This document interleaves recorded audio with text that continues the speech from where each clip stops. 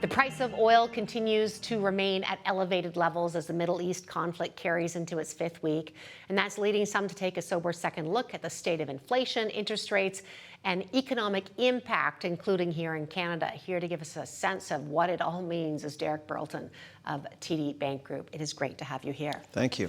I want to start, if I could, with the really big picture. If I didn't know anything about what was happening in the world right now, and I ask you, what impact does the Middle East conflict and all the things that happen because of it have on the Canadian economy going forward and maybe the U.S. economy going forward? What would you say? Well, I would first say the nature of the shock. It is a supply shock. And now when you think back to since 2020, we've had 4 to 5 supply shocks, the pandemic, even some of the tariffs being introduced by Trump, that throws a wrinkle in supply chains. What it can do is drive up inflation. As prices go up, it can trim economic growth forecasts. And that's exactly what we're dealing with this kind of plain vanilla type oil shock. It's leading to inflation worries. It's leading to a lot of movement in the bond markets as yields go up to reflect those inflation worries. Secondary right now, and it's interesting, are the growth-related worries. I think right now, just given the starting point, particularly the United States economy doing very well on a spending front with all the AI investment, and inflation holding up high to enter into this crisis. The worry is that inflation that's lofty could be even more lofty. So that right now is a worry. Unfortunately, we have no certainty around how long the war is going to last, how much damage there is to infrastructure. And as we get more answers to that, it'll be a little bit easier to kind of decipher how high inflation will go in this environment. Not to be indelicate, but when you think about Canada, and correct me if I'm wrong, I believe Canada is a net exporter of energy, I know that, but also the States, I think, is also a net exporter. Is there, and putting the humanitarian disaster aside, is there an economic benefit with higher oil prices to parts of Canada?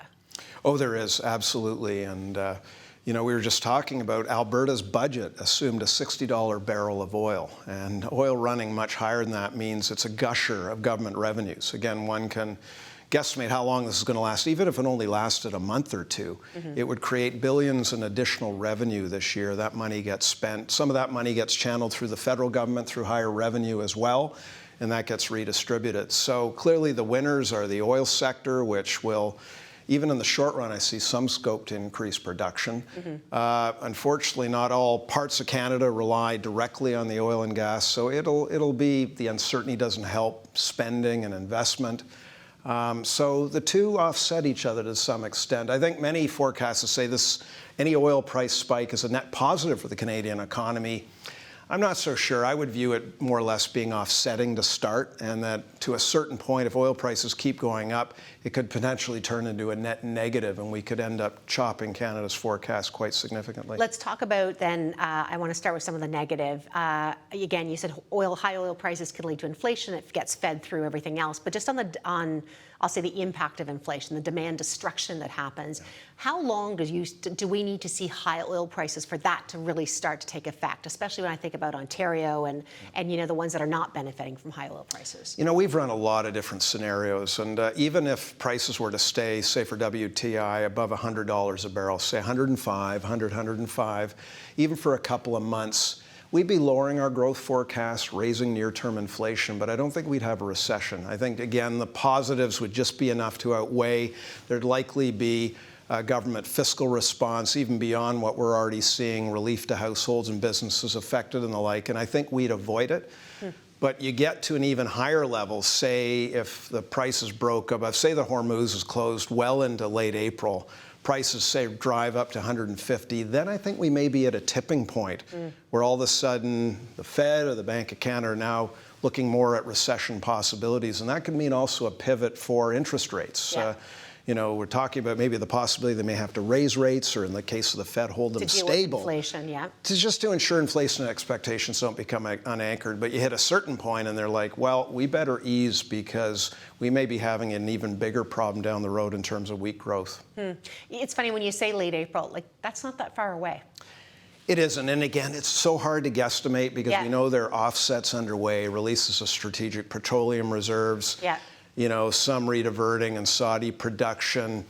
Inventories were soft to start the shock. That helps a bit. So it gets a bit hard to guesstimate what could drive that 150, but I wouldn't be surprised. I think there's a bit of consensus running around, a bit of crowd thinking forming that say it were to last, a whole other month from now, then yeah, you could be breaching pretty high levels, something north of 150. And again, we're all, I'll say, digesting the news in real time and things change. You could have the U.S. withdraw. You could still have the Strait of Hormuz closed. So there's different iterations. Many different permutations on that. That's sort of that's the one angle. And then you could get some de-escalation as well. There's no doubt. Yeah. What is your outlook, again, sticking to Canada, like given the real estate outlook? I think you've recently downgraded your real estate outlook across Canada. We did, and this is part of Canada's growth story. I think right now, Canada entered the shock, with kind of 1% growth outlook for 2026. Not great. U.S. is still north of 2%. 1% we've been stuck with for a little while, so not a ton of cushion. And part of that story, there are a few different headwinds. There's the weaker population, where actually we saw the first decline in Canadian population since Confederation, and that really? Reduces the number of consumers in the economy, an area that had been really greasing the wheels through 23 and to 24. So that is now reversing. But tied to that is the housing market. And not all housing markets are created equally in Canada. We've got the GTA housing market in particular is undergoing a lot of pain. It's now, 3 years into a down cycle. The GVA, British Columbia markets are also struggling, albeit not quite to the same extent. And then you look outside of that, things are brighter. I mean, anything east of Toronto into Quebec, Atlantic are still faring well. And then Calgary has been softening of late in Edmonton. But I come back to that GTA market, which is really struggling. And I think when I look at price indices, we're now 3 years into a correction. It's very much mapping what we saw in the early 90s. That was a 5 to 6 year correction. Now, that is a slow correction. I think the alternative would have been just rip the Band-Aid off and see a huge decline in prices, but that wouldn't be anybody's interest. So this is actually, of the two, this may be a little bit better. Yeah. Unfortunately, it's going to lengthen out. So, some of the measures we've seen, the Ontario government announced PST relief for new home purchases, on top of some of the easing and development charges. That'll help the new sector a little bit. Some of that may rob from existing home demand because it increased the incentives to buy new homes. But overall, I think net is a bit of a positive. But I don't think there's no silver bullet with this kind of affordability unraveling that we've needed to see a correction. And I see maybe next year a stability, but it's going to be another 12 to 18 months of softness, I think. Derek, we've been talking about the impact of the Middle East on Canada and in all the ways it impacts everyone in the world, but we do have some special dynamics here that make it unique. One thing, of course, we have coming up is the renegotiation of CUSMA, our trade agreement with the United States. How does the Middle East conflict impact that? Well, it doesn't help negotiate. It's a big distraction. That said, the Minister of Trade the other day was just saying that talks are still going on. They resumed after a bit of a brief pause. Was tight-lipped on what exactly they're talking about. Clearly ahead of this, there was some talk about maybe the U.S. reducing some of the sectoral tariffs on Canada in areas like steel and aluminum in return for, and the U.S. has a list of irritants, including procurement. The list goes on, right? Mm-hmm. Supply managed, alcohol bans by provinces. They've got their list of 7-8 things. So those talks were underway. I think the other path of course, stream would be on the trilateral part of the deal, which is much bigger with Mexico involved. And I don't think a lot is going on that front. So let's just put it this way. We, in our latest forecast, didn't make any heroic assumptions on USMCA. I still think there's a very high probability this gets punted into 2027. If we don't have any review that results in renewal by July, then it turns to annual reviews. If we do, then we could have a 16-year deal, and they won't have to review it. But I do think it'll turn to annual reviews, which isn't great for certainty if you're an investor. Yeah. But I just think that's in all likelihood. It doesn't seem like a huge amount of urgency, given low tariffs on Canada. There's a USMCA carve-out that protects Canadian exporters to some extent. And I think given that, I think Canada's okay to kind of live within the current frame. and the U.S. as well. So that's probably the most likely. Does Canada not get a little bit more of maybe strategic leverage with the Middle East conflict in the conversation? I mean, we have a lot of oil.